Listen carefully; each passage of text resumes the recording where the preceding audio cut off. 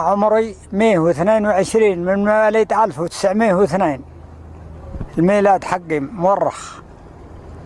ومرت علينا أيام في عاصرناها في زمان الاستعمار بريطاني، وكنا هناك ضد الاستعمار لجيب الصرفات من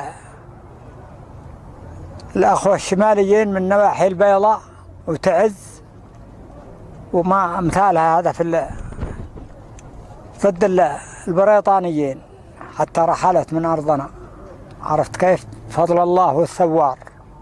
أنا تزوجت عمري 45 سنة، قديم في السن، وأخذت بنت صغيرة السن، وانجبت لي 2 رجال و5 بنات، والكبير فيهم قده شيبه هرم ما هو بعيد مني، وذولاك بعده.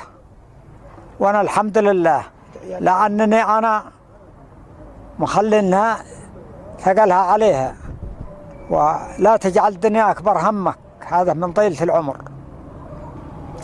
لما نتعشى عشانا نتسمر وننام ونطلب الله والاستغفار، ولا يهمنا من أي تجارة تشغلنا.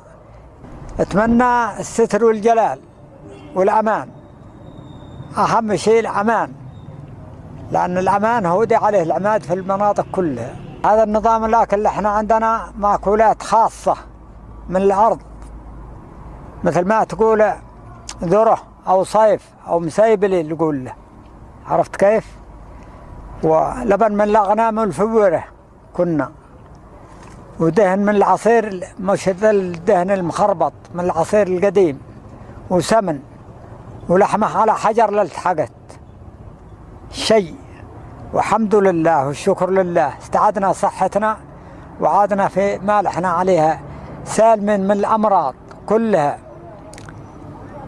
النظر ما شاء الله، السن ما شاء الله، السمع ما شاء الله، العمر مستقل، نحمد الله على ما ساق ربك. المعمر أحمد القطني الذي لم يسبق له تعاطي الدخان والقات، يسكن في منزل بسيط في منطقة حويدر